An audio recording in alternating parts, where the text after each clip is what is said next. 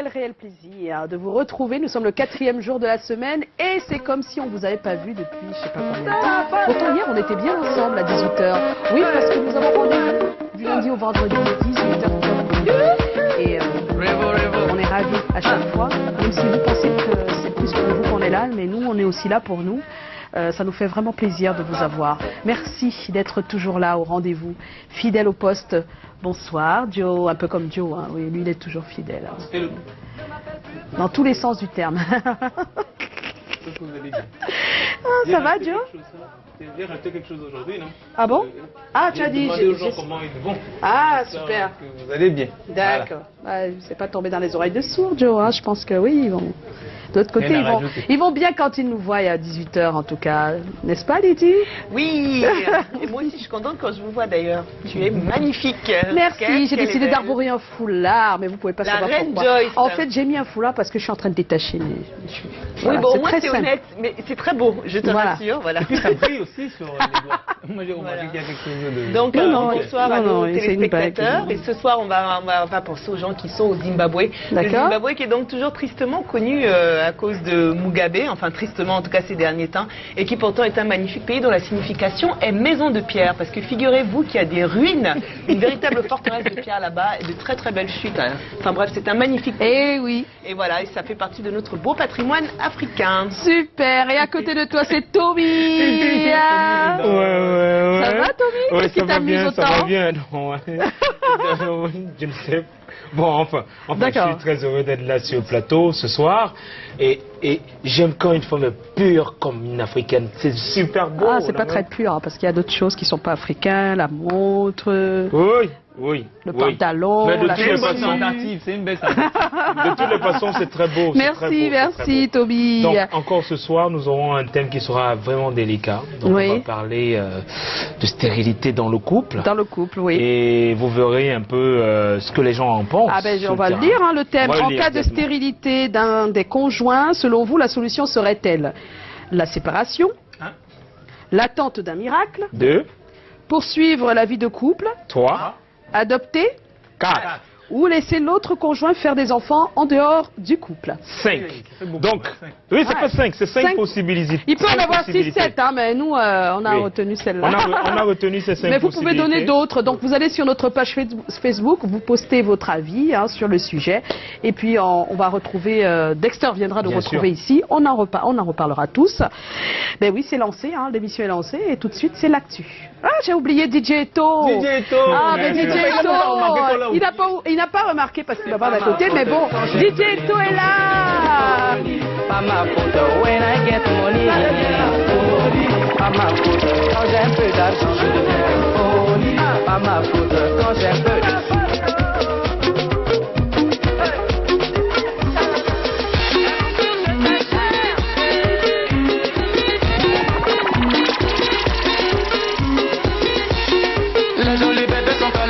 On est validé.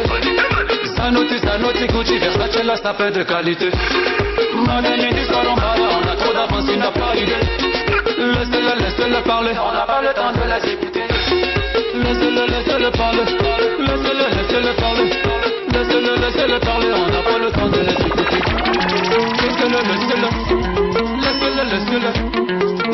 Laisse-le parler, on n'a pas le temps de les écouter.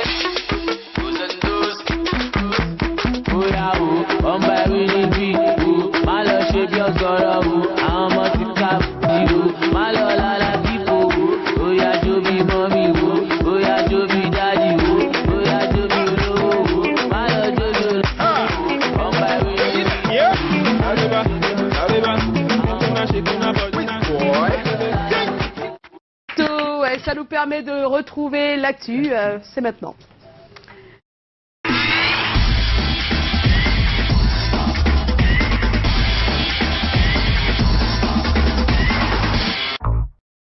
Et on va commencer avec Rénis. Oui, on avait annoncé qu'un nouveau bébé arrivait. Ouais.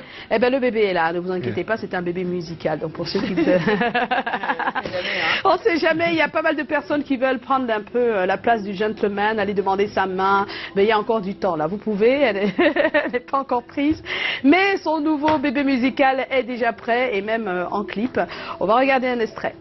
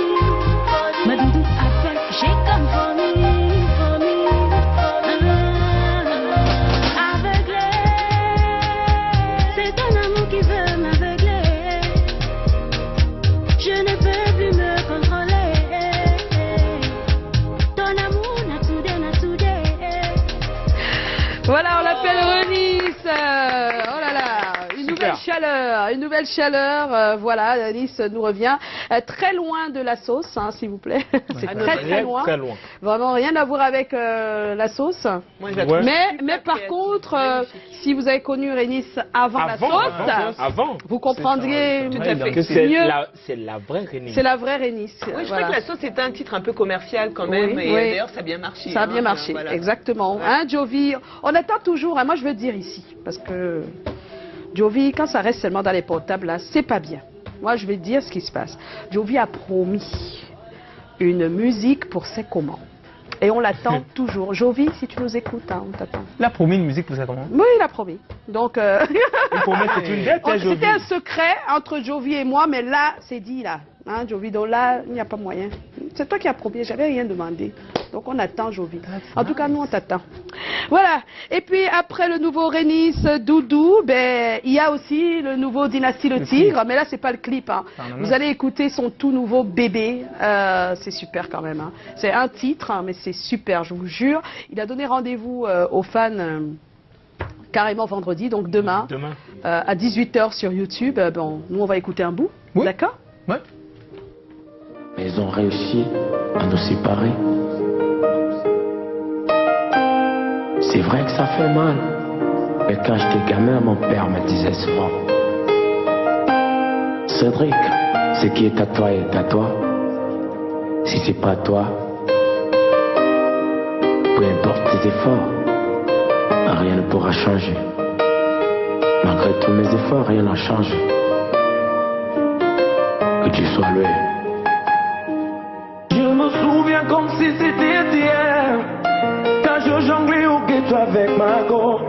Je me souviens toujours comme c'était hier, quand je jonglais avec Margot. C'était très dur, mais on a jonglé. Dynastie le Tigre dans une super balade. Oh là, c'est très beau. Alors, juste pour dire qu'on n'est pas sûr si c'est le même titre, du même titre qu'il s'agit pour la surprise de demain sur YouTube. Hein. Donc, vous allez savoir. Là, on a écouté un bout d'un tout nouveau Dynastie le Tigre, qu'on aime bien, en tout cas. C'est dans un autre style encore. Mais vous le savez, il a déjà eu des titres comme ça dans son album, hein, si vous regardez. Oui. C'est un artiste assez complet. Assez complet, voilà. Il change de répertoire et il n'a pas de problème avec ça. Ben oui, il s'appelle Dynastie le Tigre. Donc, il a donné rendez-vous à ses joueurs, comme il les appelle, demain à 18h sur YouTube. Donc, soyez au rendez-vous si vous êtes un de ses fans. Et pourquoi pas, même si vous aimez juste sa musique. Hein. En tout cas, je parle pour moi. Hein. Pour moi et moi. Moi aussi. Bon, on sera à 18h, on est ici. Donc, on va faire en même temps, tu vois. Ce qu'on va faire, on va découvrir en même temps. Ouais. À 18h. Super. Super. Alors, on a une mauvaise nouvelle, car le monde du fashion, de la mode, a perdu une de ses actrices. Wow. Elle s'appelait Irlandaise Marthe Sombo Maniaca. Elle était mannequin. Elle s'est éteinte le 3 janvier dernier, après une longue maladie. Et puis, la famille Annual Show, qui est un événement pour lequel elle a eu le plaisir de défiler, est en peine, comme sa famille, comme tous les mannequins du Cameroun. Ouais. C'est une grosse perte. Et on adresse toutes nos condoléances à la famille éprouvée. Elle s'appelait donc Irlandaise Marthe Sombo Maniaca. Elle est décédée donc le 3 janvier dernier et on va la conduire à sa dernière demeure ce week-end, donc samedi. Voilà. Je me souviens d'elle sur plusieurs défilés. Sur plusieurs défilés, oui. Elle défilait beaucoup. Elle défilait beaucoup. Elle commençait à représenter vraiment le Cameroun, en tout cas un des mannequins camerounais les plus connus. Les plus connus, voilà. Elle a même été l'égérie de certains festivals de mannequinat au Cameroun. Parce que comme j'ai aussi connu, elle était très gentille. Donc c'est la peine depuis 3 ans. 32 ans. Ouais. À peine. À peine. Voilà, donc c'est la petite note triste de ce soir. Et puis pour nous redonner du punch, parce que quand on apprend une nouvelle comme ça, c'est toujours triste. Mais on va se redonner du punch avec Jackie King et notre coup de cœur avec son titre Les mariages. Oui, c'est notre coup de cœur de la semaine. Et toute la semaine, on écoute un bout. Open.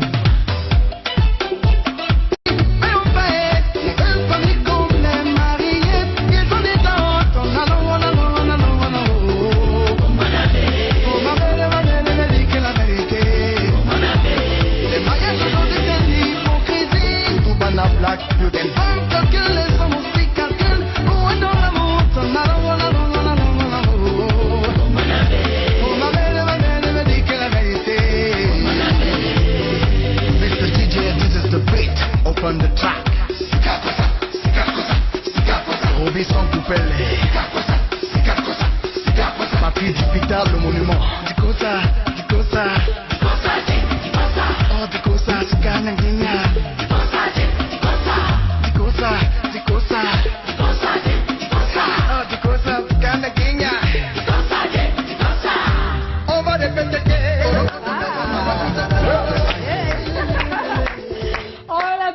Jackie King, s'il vous plaît. Bientôt, on aura le clip vidéo. Il sera également au Cameroun, mais pour l'instant, on savoure ce qu'il nous offre. Hein. C'est un plaisir, en tout cas.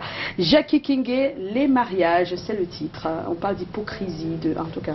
On va parler de couple aussi tout à l'heure. Oui, oui. Avec Tommy. À l'instant, mais Joe. On va accueillir notre invité. Ah, ben oui. Après le jingle. Après le jingle.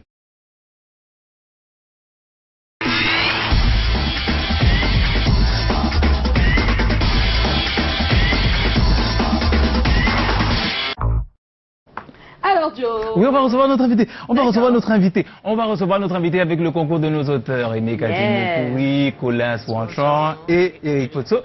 Joseph Potso de mon on appelle les images, c'est pour ça.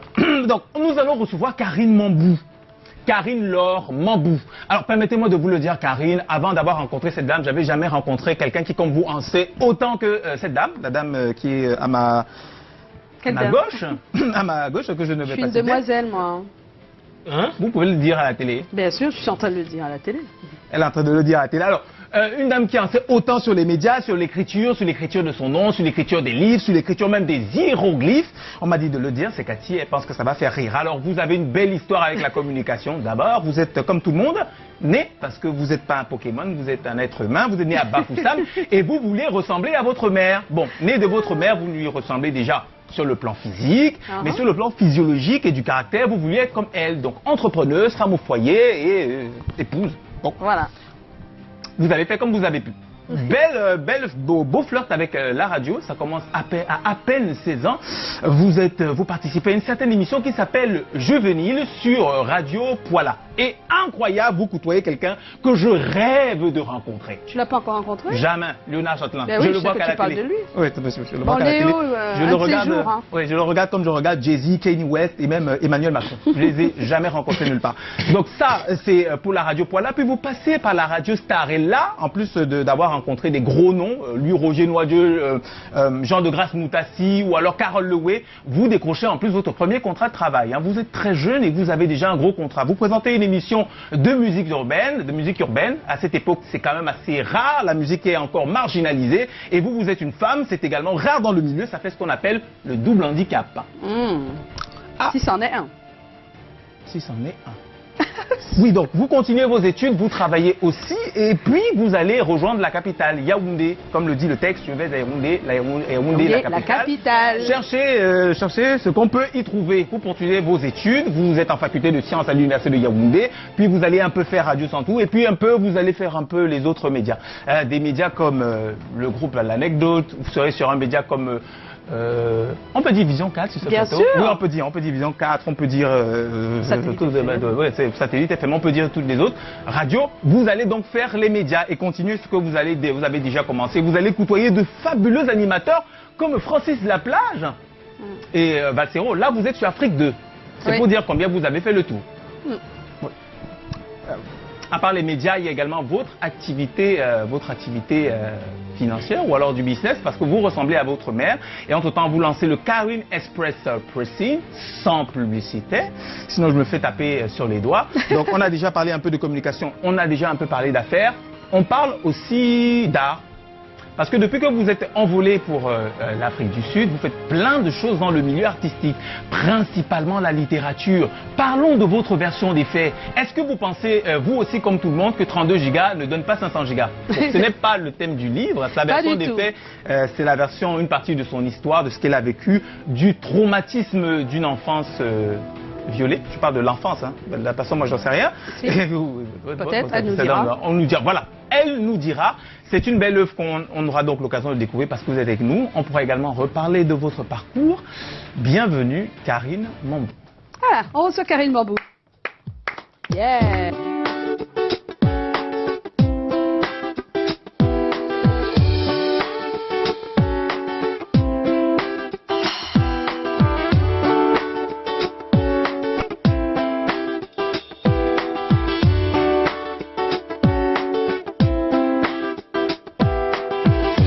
partir au bout du monde, chercher l'amour qui dort.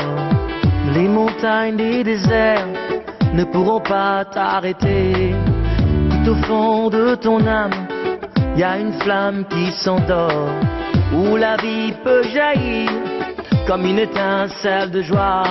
Le soleil viendra, qu'importe le temps quand tu crois, la vie t'appartiendra. I believe it. Oh yeah, I believe it. Solo nati homo temati. I believe it. Una e mio poquito tomaya. I believe it. I believe in you. Oh.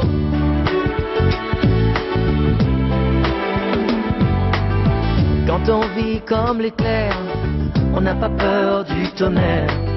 On peut changer son destin, mais il faut le vouloir. Construire sur du sable, c'est un château sans espoir. Pour le temps qu'il nous reste, donner le meilleur de soi. Le soleil viendra, qu'importe le temps quand tu crois, la vie t'appartient. Ah ouais. Karine est avec nous sur ce plateau qui est emporté par la musique de Lokwa Kanza, ça rappelle l'année 1998. Bonsoir Karine. Bonsoir Joyce, bonsoir à tout le monde, bonsoir Joe, bonsoir Lydie, voilà. Et bonsoir Tommy. Bonsoir, Tommy. Il y a des I de ce côté. Ok. Et des Joe de ce côté, Joyce et Joe. Joe. Voilà. On appelle l'équilibre. Voilà. Mais... Alors Karine, c'est comment? Ben on est là. Voilà. Ah oui, les gens se préparent, hein, qu'est-ce que tu crois? Le programme est populaire hein, aussi. Karine Bambou est auteure donc de Ma version des faits. Ben, on doit bien le dire, c'est pour ça qu'on l'a invitée ici ce soir. C'est le gros prétexte. Hein. Et ça va nous permettre de parler de pas mal de choses dans son livre. Et je tiens déjà à préciser que c'est un livre qui parle de la vie exacte de Karine, c'est bien ça? Ouais. C'est ta vie. C'est une partie. Ah d'accord. Voilà. Donc on va justement en parler. Une partie. Voilà. Naturellement, elle ne peut pas parler de la vie qu'elle n'a pas encore vécue. Voilà. Donc j'ai décidé de parler de ce qui regarde les autres, de mon combat en fait. J'ai décidé d'être un peu comme cette mascotte-là, de ce que je défends le plus. Voilà, justement, il y a la question de... Justement, il y a une question qui va embrayer là-dessus. Karine, vous n'êtes pas un auteur comme tous les autres, ça il faut le dire. Vous êtes un auteur pas dépit. Pourquoi avoir eu envie de parler de vos souffrances? Ben, parce qu'aujourd'hui, je suis une maman comblée, une maman heureuse.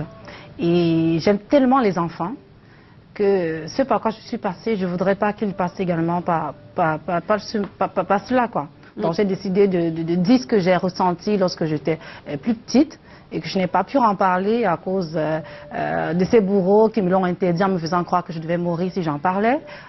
Et je me dis qu'aujourd'hui le monde évolue, peut-être la nouvelle technologie avec 32 GHz, bon j'ai dit n'importe quoi. Donc en fait, je voulais tout simplement dire qu'aujourd'hui, les enfants sont davantage éveillés et on se doit quand même de leur donner une directive à suivre. D'accord. Voilà. Alors, quand on lit cette autobiographie, puisque là, on sait que c'est plus une bonne partie de votre vie, eh bien, on voit bien que vous avez eu une enfance très très malheureuse. Vous avez été victime de viol par des membres de votre famille. Ensuite, il y a eu le professeur qui vous a harcelé, puis le prêtre qui vous a fait la cour après votre confession, le gynécologue qui a failli vous violer. Ce n'est pas beaucoup trop pour être vrai. Où est la fiction et où est la réalité? C'est quoi les limites? Ou alors tout est réel? C'est dommage, tout est réel. Je n'ai pas mis de fiction, tout est réel, c'est ce qui s'est passé et c'est ce qui se passe au quotidien et que les femmes ne veulent pas en parler, mais elles en souffrent. Donc vous pensez qu'il y a beaucoup de filles ou de femmes qui vivent au quotidien des tentatives de viol? La même personne plusieurs fois attaquée? Au quotidien, ouais. Waouh. Mais elles sont de viol ou attouchement sexuel, enfin moi je veux dire tentative. Viol, tentative, tout ce qui va avec. Voilà. C'est vrai qu'elle évoque aussi le harcèlement. Bon, oui, elle a eu aussi. Ça commence des fois comme ça, ouais. Et puis ça devient un viol. Hein. Lydie. Donc, justement, votre livre montre bien comment vous avez su, on va dire, dépasser votre traumatisme pour continuer dans la vie. Tout à fait. Mais est-ce que vous mettez toutes les erreurs que vous avez eues dans votre vie sur le compte de ces traumatismes que vous avez vécus?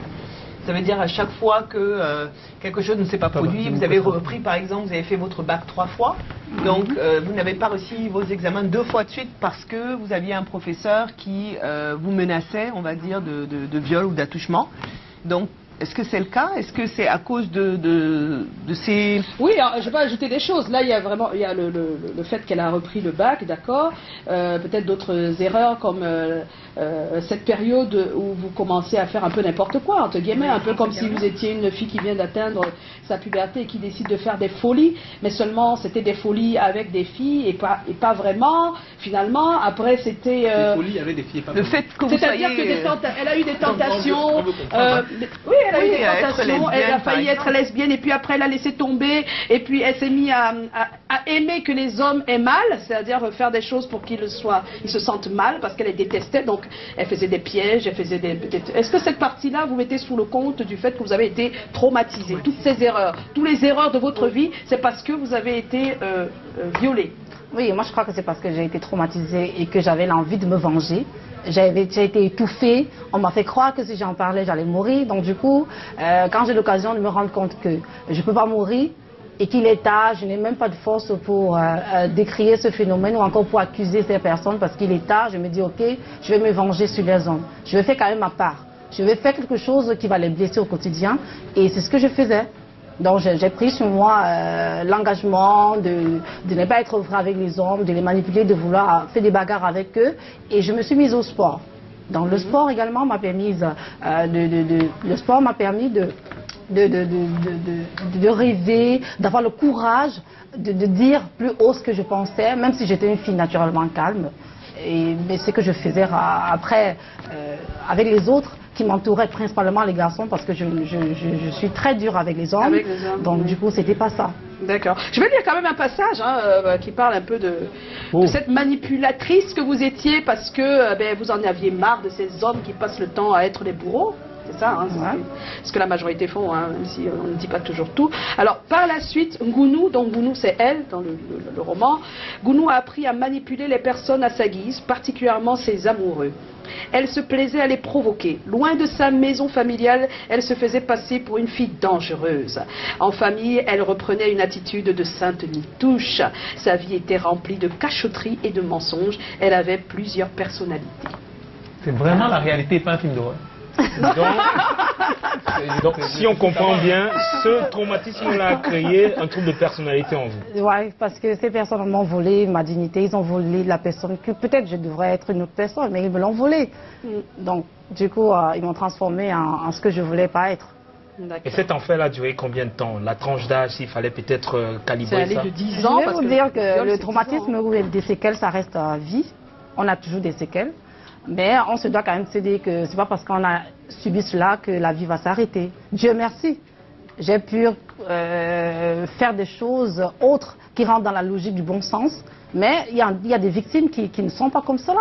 Et je me suis décidée de d'écrire parce que je vais aider également celles qui connaissent ce traumatisme ou encore des personnes, aujourd'hui c'est des hommes et des femmes également qui subissent des choses pas mal lorsqu'ils sont plus jeunes et ils n'arrivent pas à en parler, ils ne guérissent pas. L'écriture nous permet également de guérir de cela et de passer à autre chose.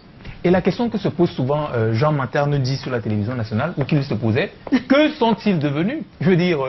les bourreaux, les violeurs, est-ce que vous les avez encore rencontrés dans la rue? Non, dans la rue, c'est la famille. Hein, oui, oui, c'est la famille, mais je ne sais pas où ils sont et je ne veux pas savoir.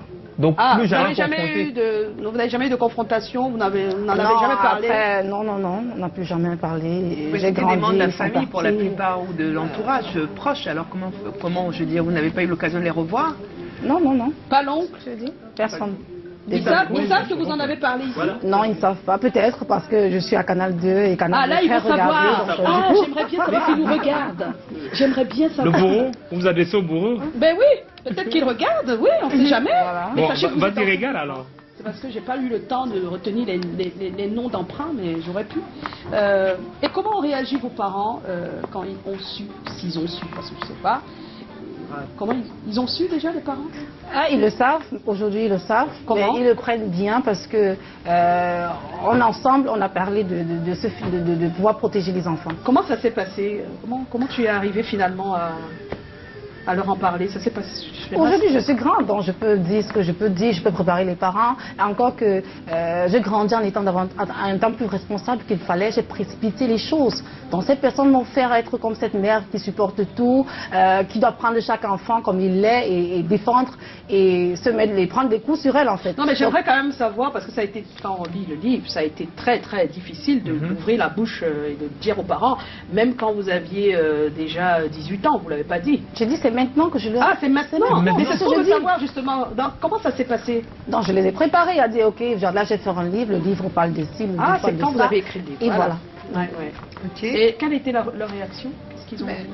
Aujourd'hui, ils sont heureux que j'ai pris du bon côté et que je veux aider les autres personnes, les autres victimes, ou bien encore empêcher... Non, mais je demande ça parce que tous les parents n'acceptent pas que ce soit fait comme ça. Hein. Tout à fait. La plupart des parents n'en parlent pas, c'est mieux, tu t'en es sorti. Justement, c'est bien que vous évoquez le sujet, Joyce, parce qu'en Afrique, comme vous le dites, en Afrique, les parents, les familles préfèrent se taire parce qu'on s'est dit il ne faudrait pas que ça sorte, qu'on dise que c'est chez les Kamga que ça s'est voilà, passé. Exactement, la honte de la famille. Mais maintenant, ce qu'ils oublient, c'est que lorsque la petite fille va aller se suicider ou bien devenir lesbienne ou bien devenir prostituée, parce que le viol aura un impact sur elle, qu'est-ce qu'on dira? Que c'est pas la famille des Kamga? Là, je vais vous rattraper, excusez-moi. C'est beaucoup de, comment dire, de préjugés sur les lesbiennes. Je ne pense pas qu'on devient lesbienne uniquement parce qu'on a été violée. Et je ne pense pas, enfin bref, c'est encore un autre sujet. Non, mais parce que dans le livre, en fait, il y a certains moments où il y a beaucoup de préjugés. Ça veut dire que quelqu'un qui lit ça de façon très naïve va se dire, ah, toutes les lesbiennes sont des filles qui sont violées. Il n'y a pas de préjugés. Tous les gens qui vont à l'église,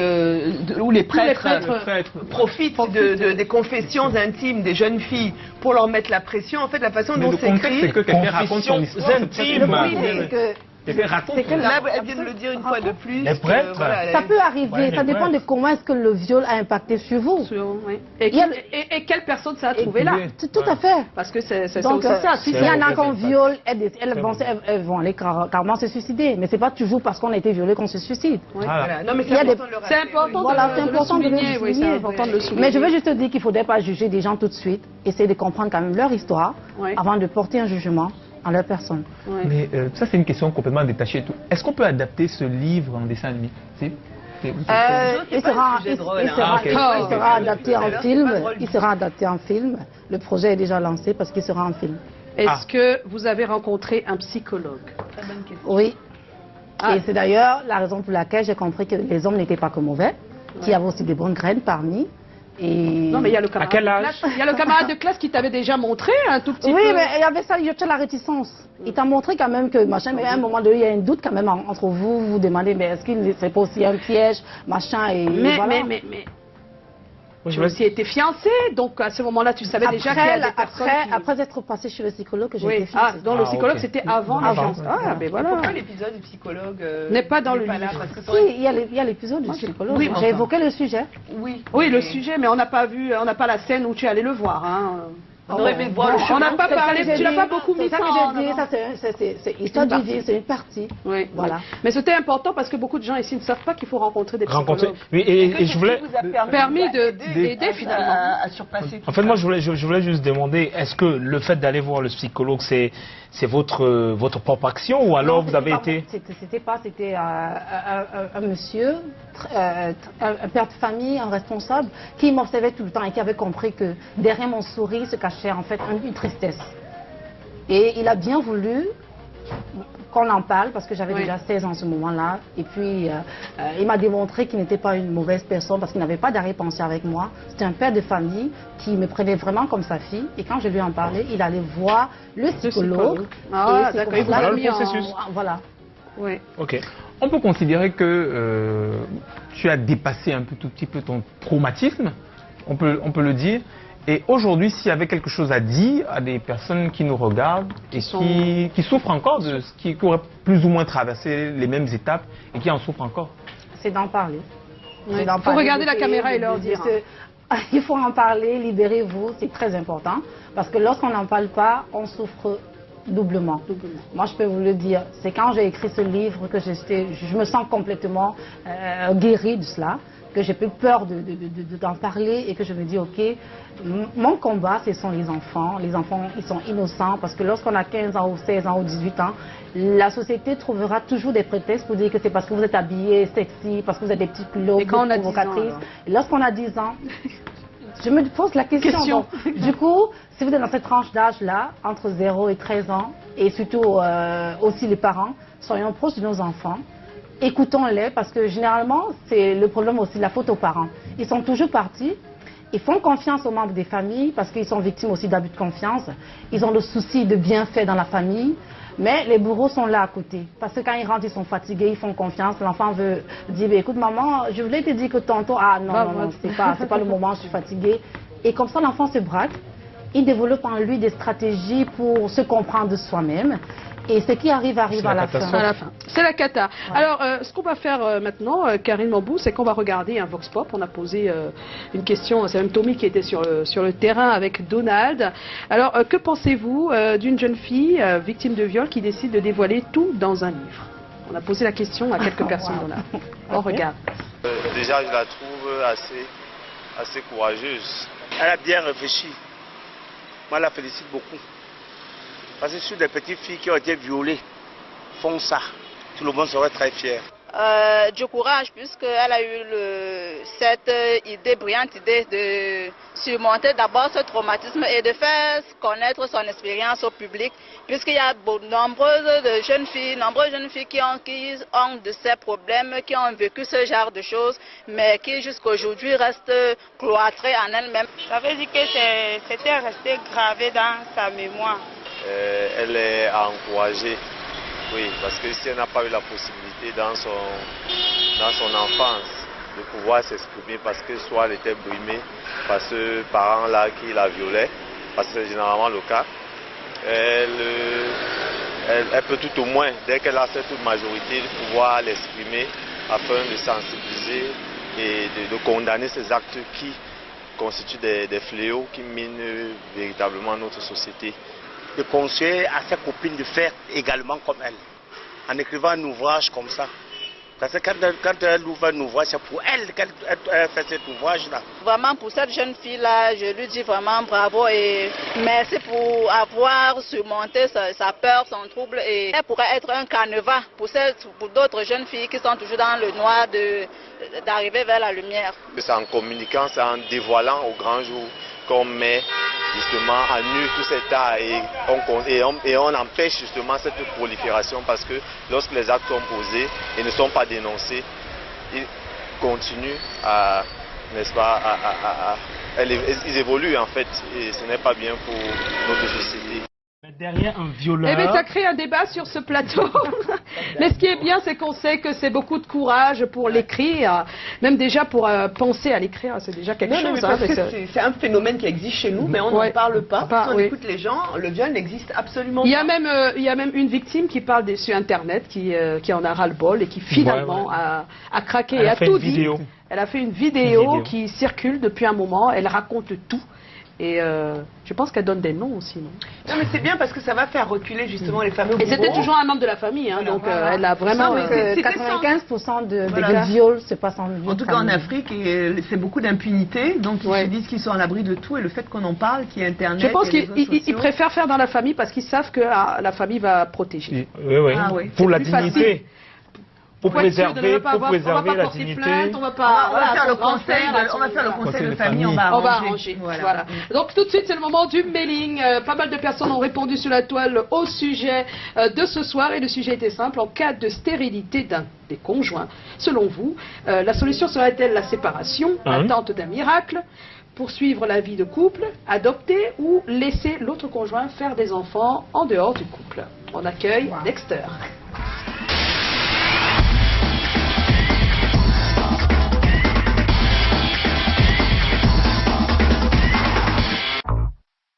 Alors, nous sommes en compagnie de Dexter. Bonsoir Dexter. bonsoir. Ah. Ma chaise tremble un peu. Elle tremble, hein, ta chaise. Hein. Ouais, parce que j'ai pris quelques kilos en plus. Ah bon, c'est vrai, ça se voit pas, tu vois, c'est pas possible. J'ai commencé, donc bientôt, bah alors, la transformation. on est tellement curieux de savoir ce qu'ils ont dit sur la toile, sincèrement. Qu'est-ce qu'ils disent? Parce que savoir comment j'ai fait prendre des kilos? Non, c'est pas intéressant. Le téléspectateur n'a pas besoin de ça. Non. Non, on est très sûr. Vraiment, on veut savoir. Ok. On commence avec Emmanuel Nioum. Si on a rappelé le thème? Bien sûr. Ok. On y va donc. C'est comment? On est là. Je pense, à mon humble avis, que la stérilité dans le couple doit se gérer d'une manière plus positive, c'est-à-dire sans séparation, parce qu'on parle bien du couple. Cela nous laisse entendre qu'il y a amour. Alors, dès lors qu'il y a possibilité d'adoption, pour éviter un déséquilibre dans le couple, je partage l'idée de rester en couple. Attendant un miracle, mieux d'essayer d'adopter.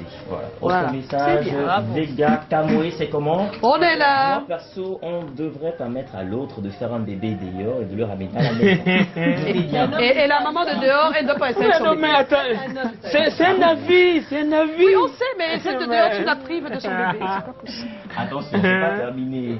Notez bien, si c'est la femme qui a le problème, l'homme doit aller faire un mouna et récupérer le mouna pour la piole.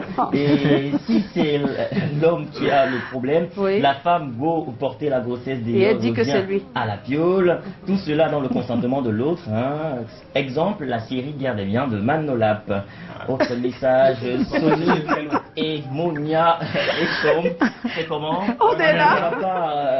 Le mieux serait de recourir à l'adoption, ainsi personne ne sera frustré, car si celui qui peut concevoir va le faire dehors, il existera toujours un malaise venant de celui qui ne peut pas concevoir, ce qui pourrait entraîner la rupture. Autre message, Aria Benawal, c'est comment? On est là. De nos jours, la technologie est très avancée, c'est normal, c'est une nouvelle technologie. Le couple peut faire le in vitro. Tout le monde n'a pas les moyens.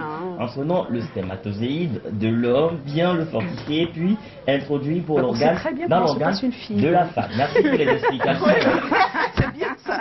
Merci pour les explications, parce que forcément, il y a des gens qui ne comprennent pas. Voilà. Oui, c'est vrai. Il faudrait qu'on fasse un cours sur la fille. On va appeler Dr. Woodbell. C'est comment? On est là. Pour moi, quand deux personnes décident de se mettre ensemble, c'est d'abord par amour. Qu'il ait enfant ou pas, ils doivent se supporter et attendre le miracle de Dieu. Voilà, bravo. Si déjà les deux ont la foi en Dieu, comme l'exemple de Sarah et Abraham, Isaac et Rebecca, et bien d'autres dans la Bible, il est très important d'attendre le miracle de Dieu afin de témoigner de sa fidélité. En 2018, les gars. D'Hélène Lafleur, c'est comment? On est là. Le mot stérilité en lui-même est un mot fort. Alors, si dans un couple avec amoureux, il y a impossibilité de procréation, celui-ci ne saurait se civiliser, juste se diviser autant pour moi, juste pour une telle raison, parce que l'amour vrai surpasse tout.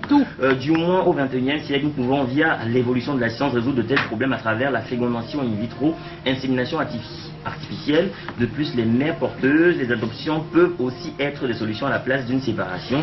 Pour chuter, j'aimerais mentionner qu'il y a des couples féconds qui ne veulent jamais avoir d'enfants. Pour eux, les enfants tuent l'amour dans le couple. Les gars, mère porteuse, c'est au stade ça. Autre message, le mignon gardé ici, la mère porteuse. Oui, ça existe. Oui, il y en a, mais ça coûte cher. Le mignon garbi. Quand il y a amour dans un couple, rien n'est impossible. Oui, c'est ce que je veux dire. Il faut juste chercher la cause de la stérilité dans la médecine traditionnelle et moderne, et aussi avoir foi en Dieu. Le reste va suivre. Salut Caragan. Il n'est pas là. On a bien son pote ballon. Il faut seulement continuer de beaucoup faire, et on ne sait jamais, il ne faut pas perdre espoir. Faire, toujours faire. Autre message, parfait désiré par vous, c'est comment? On est là. En cas de stérilité, la meilleure façon selon moi est de se replier sur soi-même et de faire un jugement de conscience. Question de ne pas oublier que le mariage se fait devant les hommes et devant Dieu. La fameuse formule pour le meilleur et pour le pire. Voilà, quand c'est le pire, on est deux. Être appliqué, car chacun a droit à l'amour. Et pour terminer, Romain Go, c'est comment? On est là. On adopte, mais si mon conjoint n'est pas d'accord, lui laisserait faire un enfant d'ailleurs, mais l'essentiel, c'est qu'on soit unis et en bon thème. Voilà, pas une bonne femme, un peu comme Sarah. Bon, voilà. Bah oui. C'est bien ça, il faut me laisser faire d'ailleurs. Et voilà, mais merci Dexter. Qu'est-ce qu'on a par la suite? Merci pour les commentaires, parce qu'on a autre chose, c'est le buzz. Le buzz. Bon, vous savez, récemment, il y a eu une rencontre entre le président Trump et Macron. Et Macron, oui. Mais Macron, pour rencontrer le président Trump, le président Trump et le président Macron. C'est pas le président Trump et Macron. Ah, attention. Bon, attention. Le président Macron. Sauf si tu dis Trump et Macron. Trump, Macron. Comme tu veux, Joyce. Mais ce qui est sûr, elle, qui est Macron, a quand même fait une préparation pour recevoir Trump. Parce que Trump, c'est un bulldozer. Oui. On regarde. On regarde. Tous les observateurs se sont étonnés qu'Emmanuel Macron ait résisté à la poignée de main sauvage de Donald Trump. Le secret de cet exploit de politique internationale, le travail, bien sûr, toujours le travail. En effet, le fluet nouveau président s'est entraîné la veille pendant 4 heures avec un haltérophile pour préparer le sommet. Notre caméra était là. Ah! Vous êtes malade! Aïe! Maman!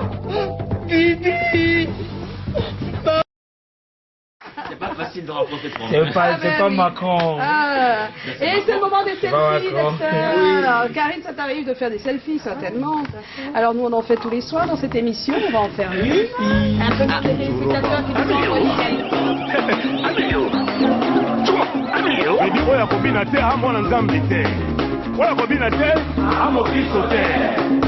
Ah, Jésus Seigneur.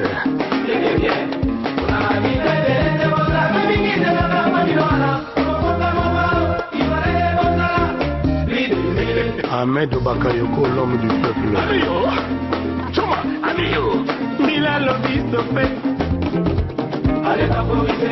Jean-François Ndengue.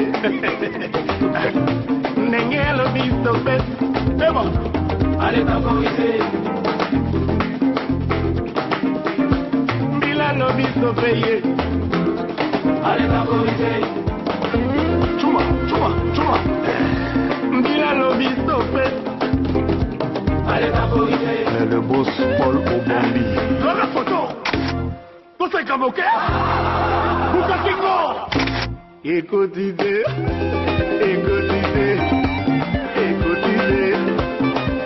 Sam Ngombe. Écoutez. Vital Kamere. Écoutez.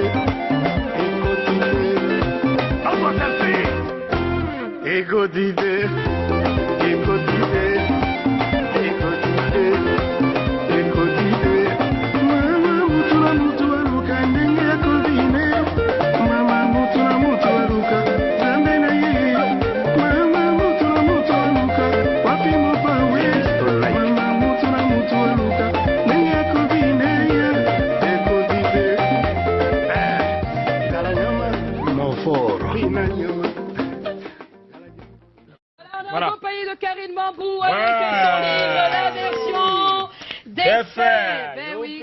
On va pas faire youpi pour la triste histoire, mais on va faire youpi parce qu'elle est là et qu'elle a pu traverser ce traumatisme d'une fille de 10 ans qui a été violée à répétition par des membres de sa famille. Elle est toute la vie de Karine jusqu'à maintenant, elle est là-dedans. Hein. Et pour ceux qui sont intéressés, ben, vous savez ce qu'il vous reste à faire. Hein. Et puis ce qui est important dans le livre, c'est pas seulement de l'acheter, c'est de lire et de prendre l'engagement. Parce qu'après chaque chapitre, il y a des questions que je pose. Pour que les personnes qui n'ont pas eu le courage de parler de ce qui les traumatise puissent au moins l'écrire à l'intérieur. Comme quoi c'est un guide, c'est un journal intime.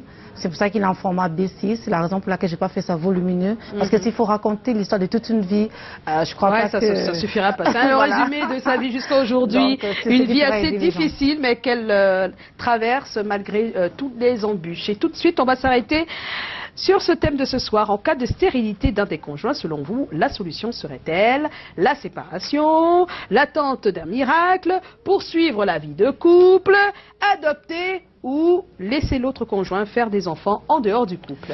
Tommy, tu étais sur le terrain. Bien sûr, nous étions sur le terrain. Il faut dire que c'est un sujet qui est assez délicat. C'est un sujet qui concerne certains couples qui n'arrivent pas à procréer. Et très souvent, les solutions prises ne sont pas des fois les meilleures. Donc, nous sommes allés sur le terrain. Et nous avons rencontré Monsieur Tout-le-Monde. Et vous allez voir les avis que nous avons recueillis dans le Vox Pop. On regarde. Si un conjoint est stérile dans un couple, moi je pense qu'il ne doit pas se séparer. Parce que le mariage est fait par Dieu. C'est Dieu qui les a réunis. Donc, je ne pense pas qu'ils peuvent se séparer. Ça peut arriver. On a vu les couples qui ont déjà fait 20 ans sans enfant. Le 21e année, ils ont eu l'enfant. Moi, par rapport à ce cas, je n'attends pas le miracle. Parce que vous êtes mariés pour le meilleur et pour le pire. Donc s'il arrive que l'un des deux est stérile, il faut supporter. La solution, c'est de se supporter dans un mariage. Parce que les enfants émanent de grâce de Dieu. C'est Dieu qui donne les enfants.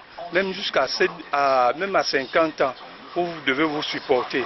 Les deux doivent s'entendre pour pouvoir vivre ensemble. Ce n'est pas cela qui va apporter des problèmes dans la famille pour que les deux puissent se séparer. On peut trouver des solutions par d'autres moyens. C'est pas parce que dans un couple il n'y a pas d'enfant que chacun des conjoints serait appelé à aller chercher ailleurs. Tout ce que Dieu fait est bon. Les enfants, c'est un don de Dieu. On peut se supporter et voir dans quelles conditions on pourrait adopter. Le couple n'est pas obligé de se séparer. Ça dépend du degré d'amour qu'ils ont. Bon, si le degré de stérilité est grave, bon, ils peuvent adopter un enfant. Ils peuvent adopter un enfant et savoir que bon, le destin est ainsi, ils vont se supporter. Soit on adopte un enfant, soit on attend le miracle de l'Éternel.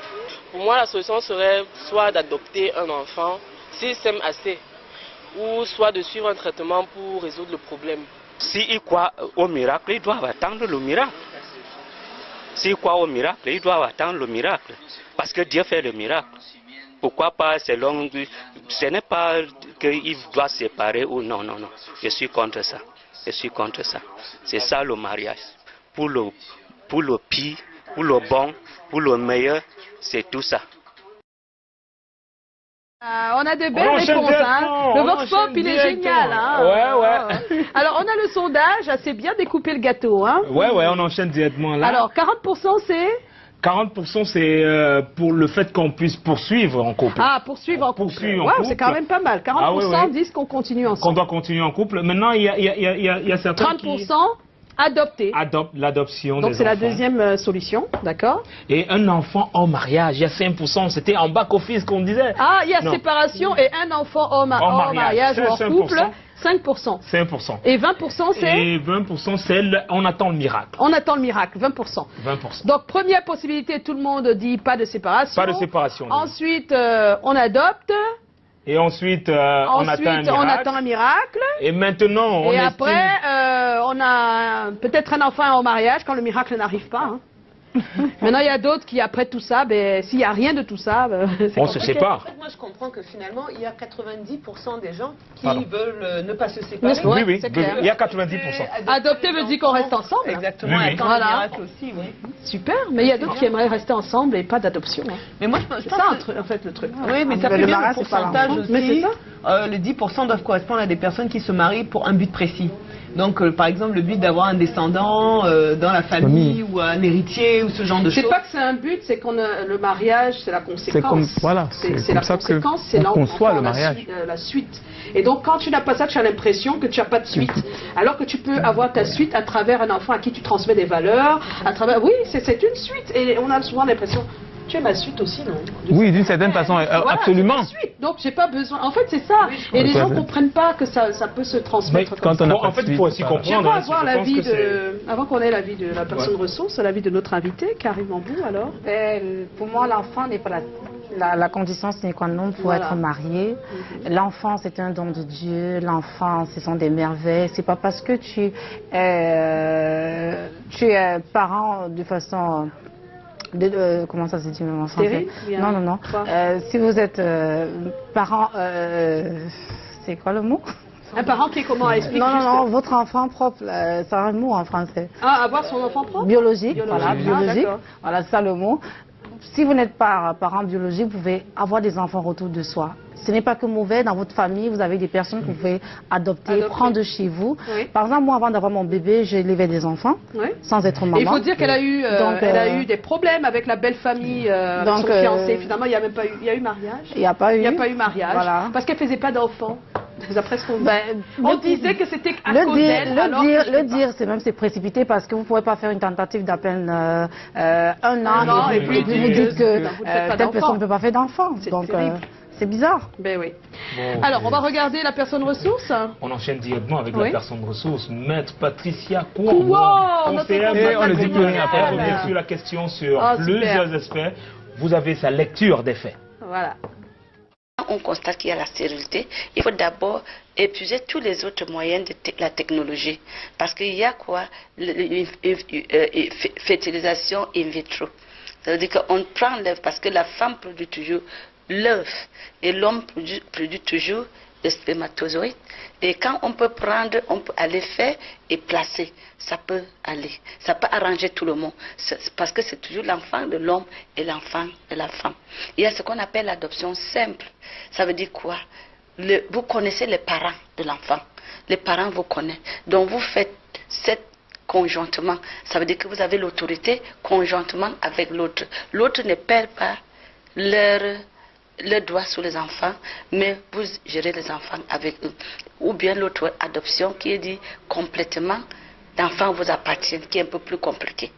Et l'option que je ne peux jamais conseiller, c'est celle que les époux disent, ok, l'homme constate que comme je ne peux pas faire, allez me faire un enfant, comme les femmes disent, si ton mari ne fait pas, il ne faut même pas lui dire allons à l'hôpital, tout c'est ce qu'il a fait, tout pas maintenant, tout triche, tout pas commettre l'adultère, sans oublier que les Saintes Écritures ont demandé d'honorer les lits conjugaux. Parce que c'est là le problème. Vous ne devrez pas faire ça. Ça semble être facile, mais les conséquences sont graves. À partir du moment où deux personnes sont mariées, un an, qui sont ensemble, qui vivent ensemble pendant un an, qui constatent que rien ne devrait empêcher que l'enfant arrive. Donc ça veut dire que c'est un constat d'abord. Ils peuvent donc passer à l'hôpital, voir les médecins qui constatent d'ailleurs que la cause même de ce problème qu'on appelle stérilité.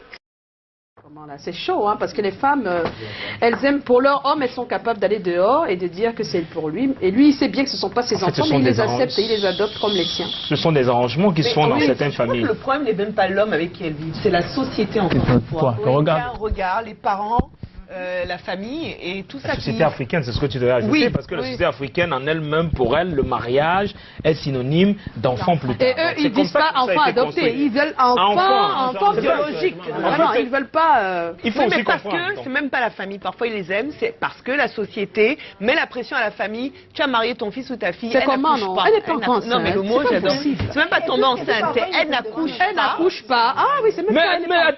Non mais c'est terrible. C'est purement africain. Non, c'est purement, oui, mais c'est la société encore une fois. Je pense que parfois il y a des parents qui ont le cœur déchiré d'imposer ce genre de choses à leurs enfants, de les voir se séparer. Mais le problème c'est qu'est-ce qu'on va dire. Des fois qui disent mais sépare-toi d'elle. Moi je pense qu'on devrait trouver le juste milieu entre ce concept, entre ce paradigme qui vient de chez nous et peut-être le fait que finalement un couple, vous vivez ensemble pour le meilleur et le pire, donc finalement vous devez construire votre vie et accepter la situation que vous vivez. Mais malheureusement, vous avez la pression des parents qui au bout d'un an se disent que mais un an de mariage, mince, le ventre ne gonfle pas, qu'est-ce qui se passe? Et ils le font des fois devant des... Et comme il y a la demande... de vivre pour les autres, ils doivent vivre pour c'est pour ça que je parle du poids de la société, et je pense que c'est un des plus gros problèmes qu'il y a dans notre mentalité, c'est d'être, je suis désolée, esclave de ce que les gens pensent, à la place de défendre nos propres convictions. Voilà. Et demain, mais des fois, les convictions de cette personne qui est même mariée, c'est que c'est vrai, je dois faire un enfant. C'est-à-dire que des fois, cette personne pense comme les autres, justement. Mais c'est justement ça. Elle me dit que je dois faire. Elle se dit ça. Elles font partie de la société. C'est ça le truc. Et trop de pression vous empêche aussi de faire des enfants. Ben oui. Oui, ça il faut le dire. Trop de pression, on est stressé. Ça il faut le dire parce qu'on avait rencontré un médecin là-dessus parce qu'il a évoqué le fait aussi que vous n'arrivez pas à faire des enfants pendant une certaine période, le stress peut faire en sorte que vous entrez dans un cercle infernal. Moins de chance encore. Vous entrez plutôt dans un cercle infernal. C'est pour ça que je parlais en off des personnes qui adoptent un enfant et qui quelques mois plus tard arrivent à en faire de même. De même, oui, c'est ça. Parce que la pression s'en va. Ils adoptent et puis un bébé arrive finalement. Ben oui, c'est comme ça. Mais on va passer à l'humeur de Joe. Après le jingle. Il adore les jingles.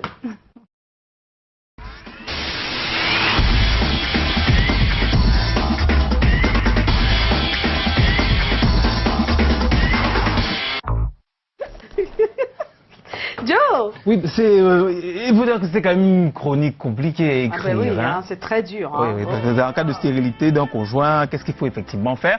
Un couple qui vit sans enfants, je sais pas, un garçon, une fille, des mariés sans enfants, c'est difficile. Je me suis amusé à penser que oui, il faut quand même se satisfaire de ce qu'on n'aura pas à dépenser sur la layette, sur la maternité, on n'aura pas à prendre des crédits scolaires quand on n'a pas d'enfants, ça fait quand même des économies, c'est pas mal. Oui, ça n'a pas d'enfants. C'est vrai que dans cette société, vivre sans enfants, sans se séparer, c'est difficile. Donc quand vous êtes, vous séparez pas et que vous continuez, vous avez déjà peut-être le miracle que vous attendez. C'est déjà un miracle de pouvoir ne pas se séparer sans enfants, c'est vivre le véritable miracle de l'amour. Et s'il fallait regarder quelque chose d'ailleurs, s'il fallait aller chercher quelque chose d'ailleurs, ce n'est pas forcément l'enfant. Allez voir ailleurs. Peut-être celui qui a des enfants, son fils lui casse tout à la maison. Il casse son iPhone, il détruit absolument tout. Ou la femme avec des appartements multiples, elle n'est plus exactement le mannequin qu'elle était avant, elle est complètement difforme. Alors que votre femme n'est pas, elle est normale. Elle est normale. Non, mais c'est une excuse alors. Oui, mais c'est une façon de voir la vie et de se dire qu'on peut être heureux comme ça. Mais il y a également un cas de figure qui m'a intéressé. Imaginez un seul instant que vous avez un enfant et qui, pour des raisons ou pour une autre, ne grandit pas à côté de vous. Dans votre environnement direct, grandit loin, très loin de vous et tout ça. Est-ce que vous aurez effectivement la sensation que c'est votre enfant? Je ne suis pas sûr. L'autre cas de figure, pendant que cet enfant grandit loin de vous, il y en a un autre qui est tout près, qui n'est pas votre enfant. Et qui n'est pas votre enfant. Et à qui vous transmettez absolument tout. Et à un moment donné de la vie, confrontez tous les deux. Donc il y a votre enfant biologique qui est peut-être vilain, je sais pas, il insulte à tout bout de champ. Il n'a pas les valeurs. Il n'a pas les valeurs qui vous ressemblent. Et puis celui qui n'est pas votre enfant et qui vous ressemble trait pour trait, qui a exactement les valeurs, la tradition, l'éducation que vous aurez aimé transmettre. Vous allez vous rendre compte que votre enfant, c'est vraiment celui que vous avez accouché en esprit, à qui vous avez transmis toutes vos valeurs. Donc, on n'engendre pas seulement que biologiquement. À un moment donné. Ben oui, mon fils, comment? Oui. Ça me rappelle une phrase d'Aristote ou Platon qui dit que l'habitude est une seconde nature. Et donc c'est exactement ça. Ça veut dire que force d'avoir quelqu'un à côté de soi, parfois on dit même à des enfants adoptés, oh tu ressembles à ta mère. Et donc là, je pense que moi je dis souvent à des personnes que vous dites que vous ne pouvez pas adopter. Donc, imaginons que l'enfant que vous avez là n'est pas vraiment votre enfant, mais vous l'aimez. C'est-à-dire qu'à l'hôpital, si le docteur cache tes bébés, et il te dit que voilà ton bébé, ben tu vas l'aimer, alors qu'il n'est pas il peut ne pas être ton vrai bébé, quoi. Donc ça veut dire qu'on peut aimer un enfant qui n'est pas le nôtre. Les gens qui ramènent ça à des histoires de sang, moi je comprends pas ça. Imaginez vous avez un enfant qui est un braqueur de chez braqueur, c'est votre unique fils. Ça se passe comment? Tu assumes, c'est ton enfant? Non, j'assume pas. Il n'existe plus. Adopté, vous avez tendance à vouloir le rejeter. Non, il faut assumer. Non, si c'est un braqueur, je l'assume pas. Moi, je pense qu'il faut aimer les personnes qui nous entourent. Si vous avez accouché ou pas, aimons-nous, faisons avec ce que nous avons. Parce que lorsque vous ne vous contentez pas du peu que vous avez, c'est pas l'autre que... C'est pas quand vous aurez grand que vous allez reconnaître la valeur. La valeur. Eh oui, merci Karine. Et tout de suite, on va naturellement demander à Karine de se soumettre à cette interview qui s'appelle « Interview non au viol ».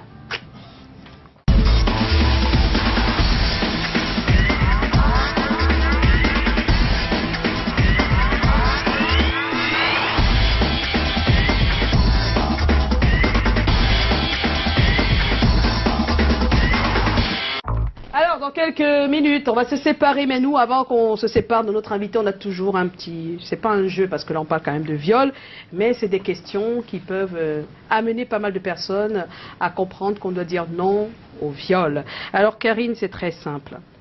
Vous allez regarder la caméra à chaque fois pour répondre. On a 3 questions. Alors, que conseillez-vous aux victimes pour dire non au viol? D'en parler. Oui. Pour dire non au viol, il faut se défendre, il faut en parler. D'accord. C'est ce que je vous conseille. Et avant le viol? Parce que là, c'est quand on a déjà été violé. Et avant le viol, il faut éviter de vous retrouver, même si vous êtes à la maison, de vous retrouver en train d'aller donner de l'eau au tonton dans les chambres. Donc, si tonton vous appelle, il veut de l'eau, donnez-lui de l'eau au salon. Si ce n'est pas au salon, évitez les endroits intimes pour lui donner ce qu'il vous demande. Ça, je le dis parce que je sais ce que je dis. Donc, évitez les endroits... Avec des et les tontons aussi, arrêtez de demander qu'on vous apporte de l'eau dans les chambres. Tout à fait. C'est même que j'ai tonton, ça. Alors, que dites-vous aux parents pour dire non au viol? Aux parents, pour dire non au viol, il faut être proche de vos enfants.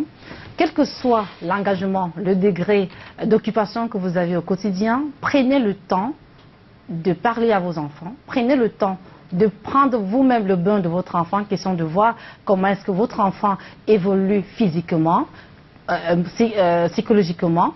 Prenons le temps, cessons toujours de donner la charge aux nounous, aux gardiens. Faisons-le nous-mêmes parce qu'en fin de compte, si vous ne le faites pas, vous aurez eu des enfants, mais des personnes que vous ne connaissez pas en fait. Donc prenons le temps d'être proche de nos enfants et de leur enseigner les valeurs humaines, de comprendre au moindre détail ce qu'ils vous disent et de les analyser et de les appeler en fait pour parler de tout sans tabou. Voilà. Troisième et dernière question, que dites-vous aux violeurs ou à ceux qui en ont l'intention en ce moment pour dire non au viol? Ben oui, il y en a qui nous regardent et qui ont même déjà eu l'intention, ils ont déjà commencé à jeter les graines, donc vraiment on en parle. Voilà, à ces violeurs, je dis tout simplement qu'ils sont tellement minables, ce sont des personnes minables qui ne méritent même pas la colère. Donc du coup, je ne sais même pas quel châtiment on peut adopter pour eux. Mais ce que je conseillerais, c'est que nous autres, qui sont des présumés victimes... Mais tu leur dis rien à eux? À eux, je dis qu'ils sont des personnes minables. C'est tout? Ils sont minables, ils ne méritent même pas ma colère. Ah, ils ne méritent pas ta colère. Ils ne méritent même pas ma colère. Voilà. D'accord. Donc, ils sont minables. Ils sont minables, ils ne méritent pas ma colère. Je préfère, moi, empêcher que cela arrive. Donc, protégeons, dialoguons autour de nous et empêchons les barons, la route, la voie pour qu'il n'existe même plus de violeurs dans le monde. D'accord. Tommy, qu'est-ce qu'il y a? Tu veux dire non au viol, toi, à ta façon? Non, mais je veux dire non au viol parce que j'ai comme l'impression aussi que si on a un combat qui ne se situe qu'au niveau des personnes victimes, on est aussi en train de perdre le vrai combat qui est aussi avec les violeurs. Parce que voilà, c'est ça. Le problème avec les violeurs... Non, n'allons pas dans les longs discours. Dis ce qu'il y a à dire aux violeurs, s'il te plaît. En plus, tu es un homme, ça va plus se passer. Non, peut-être ce qu'il y a à dire aux violeurs, c'est qu'ils ont un problème. Voilà, personnellement, vous avez un problème, vous êtes malade. Et c'est une réalité, ça se ressent. Donc, et réellement, allez vous soigner. Oui. Les psychologues sont là pour vous aider. Pour parce que derrière un violeur se cache une enfance qui a été gâchée. Une enfance qui n'a pas été réussie. Donc pour la plupart, vous allez voir certains qui ont été violés, vous allez voir d'autres qui ont eu des violences corporelles pendant qu'ils étaient jeunes. Des attouchements même. Donc ça veut dire que c'est des personnes qui souffrent. Ne faites pas la même erreur. Donc ce que vous allez faire, causer avec des personnes qui sont spécialisées, des psychologues. Ne faites pas ces erreurs-là, surtout mais pas. Il y a un truc dont on n'a pas parlé, excuse-moi, juste un petit tips. L'éducation aux enfants, parce qu'il faut dire aux enfants, surtout quand ils commencent à être matures, que ça existe le viol et que ou des attouchements, et que si ça arrive, il faut en parler. Parce que leur demander de parler quand on n'a pas préparé le terrain, c'est quelque chose qui peut arriver. Et de leur dire si ça arrive, il faut absolument venir me voir. Si on touche ta quéquette, si on touche... Vous savez, les enfants, lorsqu'ils ont 7 ans, 8 ans, ils parlent facilement. 5 ans, ils disent tout. C'est à nous, parents, de les écouter toujours. Oui, mais de les inviter, parce que quand on devient adolescent, on se referme. On a honte de toutes les manifestations du corps. On ne sait pas si c'est normal ou pas. Et je crois que c'est à ce moment-là qu'il faut inviter les gens qui sont... Sans que ce soit la morale. On doit se faire directement au moins à 5 ans. Même avant. Non, même à 3 ans. 2 ans, 3 ans, on parle déjà des bébés avec bébé. Continuez de leur dire que même en devenant pubère, il n'y a pas de honte. Ce sont des sujets sur lesquels tout ça. C'est juste qu'il faut des mots par rapport à son âge. À 2 ans, on peut en parler. Mais il y a la manière. On va parler avec des mots pour 2 ans, après des mots pour 4 ans. On en parle tout le temps sur ce plateau, le dialogue. En fait, tout ça se résume à la responsabilité des parents. Parce que même celui qui est violeur, c'est parce que derrière, vous avez des parents qui, à un moment donné, ont échoué. Ben oui. C'est pas si facile, Tommy, mais bon. Donc, pour certains, c'est la grand-mère. Donc, elle ne savait pas quoi faire aussi. C'est pas facile. Non, mais parce que culpabiliser les parents, par exemple, les parents de madame, ils ne se sont pas rendus compte. Mon Dieu, comment est-ce qu'ils doivent se sentir? Donc, je ne suis pas sûre que ce soit uniquement la faute des parents. Je pense que les parents sont victimes d'abus de confiance parce qu'ils veulent aider la famille. Donc, en fait, on vous dit que vous avez un fils violeur, c'est de ta faute. C'est pas ce que je veux dire. Je parle au niveau de l'éducation pour la plupart. Parce que c'est pas le niveau de l'éducation de l'enfant. Je veux dire que si on éduque mieux nos enfants, ils ne deviendront pas des violeurs. C'est plus compliqué que ça. Oui, mais c'est parce qu'à chaque fois, on veut faire on pense bien faire des choses et des fois, on ne sait pas quel caractère on a en face. Ça arrive. Des fois, tu as tes propres enfants, tu penses le connaître alors que tu ne le connais pas en fait. Oui, c'est vrai. Donc, comment et ça, c'est passer du temps. Voilà, avec ses enfants. Eh bien, merci. On a beaucoup appris ce soir, Karine. Merci. On n'oublie pas que Karine Mambou, c'est donc l'auteur de ce livre, Ma version des faits, une enfance bafouée par des viols très tôt, à 10 ans. Des viols répétés, parce que c'était pas un seul. Certains ont eu un seul et ça les a détruits. Elle en a eu plusieurs. Mais aujourd'hui, elle est là, grande dame. Debout. Debout. Elle donne plein d'espoir. Avec plein d'espoir, c'est l'occasion. Comment on fait si on veut? On va sur ta page Facebook, Karine Mambou? Oui, on va sur ma page Facebook, Karine Mambou, ou alors on va au cercle municipal rencontrer Madame Ngoulou et le restaurant là-bas.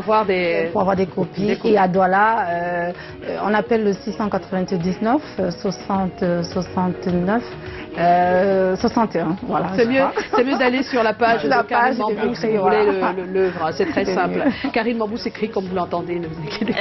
M-A-M-B-O-U. Voilà. Merci Karine d'avoir accepté notre invitation. On espère qu'il y aura une autre fois. Merci à vous de nous avoir suivis. Merci à toute l'équipe. On se retrouve demain pour la dernière de la semaine, 18h top pile. On sera là pour la sortie de Dynastie les Tigres à 18h top pile comme nous. Ben voilà. Coucou à vous et portez-vous bien.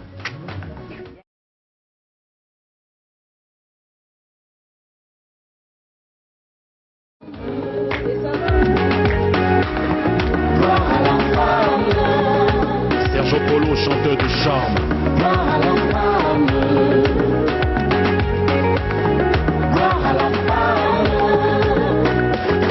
Au commencement était la parole était Dieu.